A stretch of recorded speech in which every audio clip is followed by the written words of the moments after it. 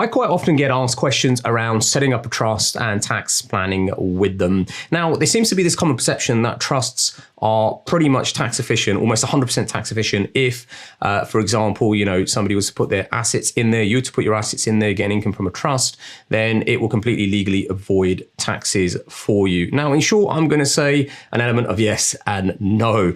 It's not that simple. Trusts are a very, very complex area. Some circumstances, trusts can achieve a certain level of tax efficiency, and in others, certainly not so much. So before I go on to the key purposes of a trust and the benefits of a trust, which is what this video is about, I'm going to answer the question, well, what exactly is a trust? Well, let's just go back historically. And trusts have been used for tax and estate planning purposes for many, many years. I mean, it's nothing new. I mean, they've also been used in what's probably described as tax avoidance, if not aggressive tax avoidance schemes, such as employee benefit trusts, EBTs. Remember those back in the noughties, which tended to be offshore trusts, and the planning really was quite high risk. These involve trusts offshore with loans coming back to the beneficiaries, and therefore, the perception was it avoids any kind of tax. And cast your mind back to 2011 and the famous Glasgow Rangers Football Club in Scotland.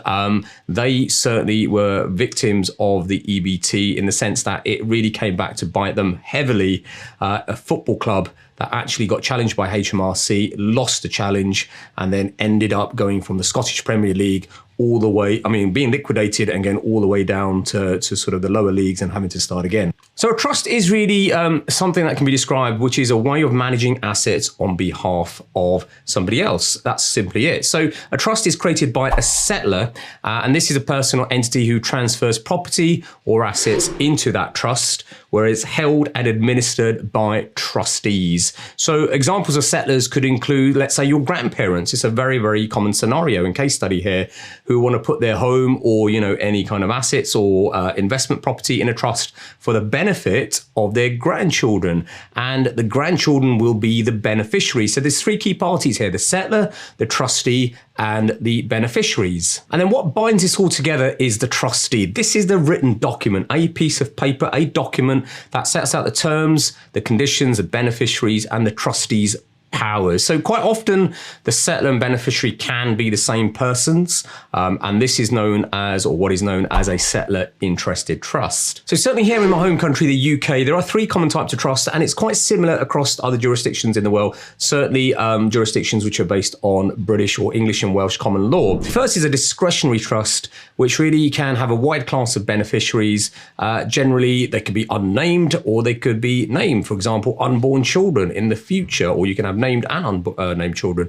And the whole idea behind a discretionary trust is that the trustees, those are the people that have been entrusted with the legal power of how to sort of enact that trust, have discretion, who gets entitlement of the assets or income of that trust.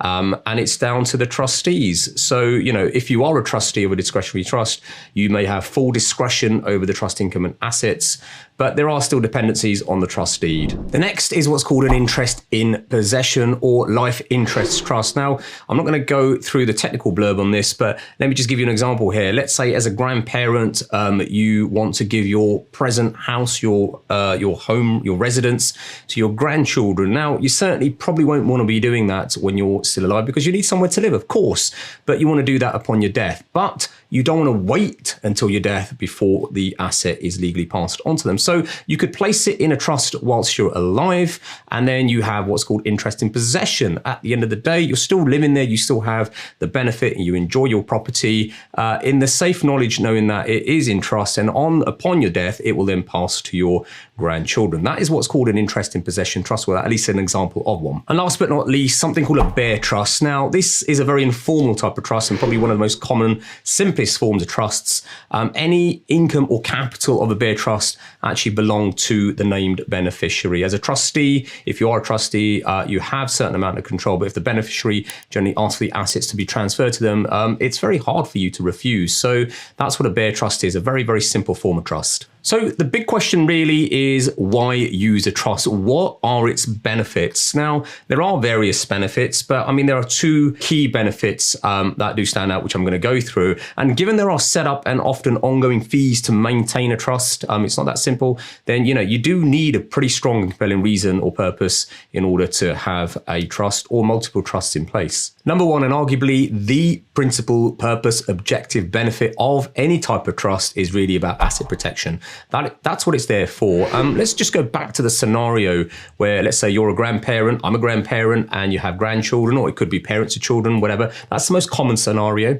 And you want to eventually pass on, property, assets, or some sort of income stream to them. Now, it could be tangible property, it could be your residential property, investment property, commercial property, any type of property. It could be intangible, it could be shares in a company, shares in your business. Family business is very, very common indeed to be passed on to the next generation as well. Your objective here really is to pass down your assets to your offspring or your grandchildren, but only under certain conditions. And quite often it's when you die, but doesn't have to be. A lot of trusts I've seen have been done, in your lifetime or when people are still alive. But certainly it needs to be under certain conditions. This is the reason why people do it. So let's say, for example, when your children and grandchildren reach a certain age, or really any other criteria you may put into the trust deed itself. So for example, you may be thinking, okay, I don't want the family business shares or a proportion of the shares to pass on to the children or grandchildren until they've hit 25 or 30, which you find is a certain age of maturity. And with that, there are conditions that they've got to have completed their education. Maybe they've got to have completed a PhD from Cambridge University, for example. Yes, you can put those conditions into a trust deed. And then it's down to the trustees to make sure that, upon execution of the deed, that these conditions have been met before the beneficiaries actually receive anything. And the goal really here is to protect against the misuse of funds. If you think about it as a parent, grandparent, or whoever you may be, that, you spent a long time, hard work and energy building up these assets, tangible or intangible. You don't want to be passing on to the next generation for them to fritter away. Simple as that. And unfortunately, that does and has happened. And it's, it will happen again in the future, unfortunately. So the misuse of funds is a big one. And the other big reason or scenario really is matrimonial difficulties. Your offspring, your grandchildren, hopefully one day will, or, more than likely will get married. And if they get married, a spouse comes into the equation. And obviously the spouse then has certain powers. They have matrimonial powers. All the assets are considered as one. So just imagine that if you've passed on, your hard-earned shares, property, etc., and all of a sudden, 3 or 4 years down the line, your children get divorced, regrettably. There's a big risk in that. So that's the other reason why trusts are used. So as the assets held in trust are legally owned by the trustees, then the trustees will, depending on the type of trust, act in accordance with the trust deed.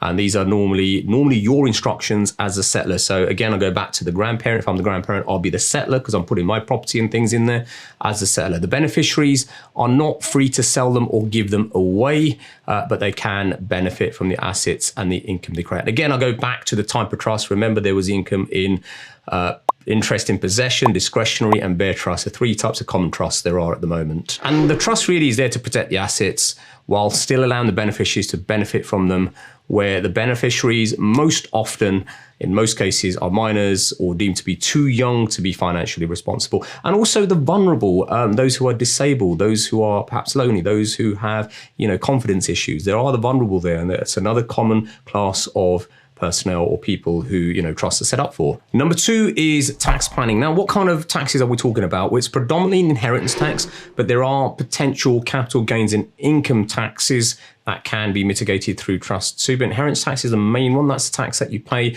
when you pass on your assets, your income to the next generation. And upon your death, your estate is then subject to inheritance tax. It can be quite a sting, 40% at the moment in the UK, above what's called the nil rate bands, which is up on screen at the moment. And there are certain conditions as well.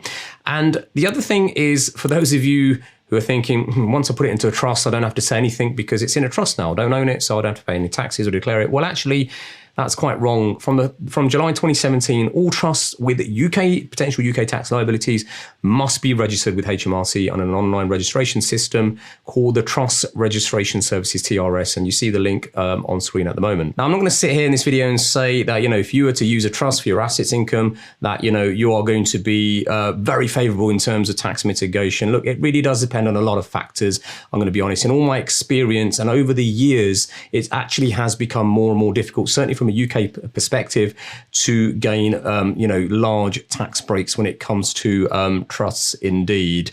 There's more and more legislation, unfortunately, that's been introduced, layer upon layer, that overlap with each other, that eventually can get you caught within the tax net, certainly if you're UK resident and domiciled. So again, like I said, it depends on your circumstances, very much so. But there are ways, definitely are ways of at least deferring taxes when it comes to transferring it into a trust, or if not, mitigating it to a certain degree if it wasn't in a trust. But again, this is an area where I always stress that, get professional advice indeed. Last but not least, I really do need to stress, you should never attempt to write and create trust deeds and structures yourself, as you'll probably find you will put in place documents that are not legally binding, or which actually do not have the desired effect that you wanted. And also this can have severe detrimental tax consequences. Trust me, I've seen this before, and it's not pretty at all. You can get these, templates, off the shelf templates where you can alter the words, etc.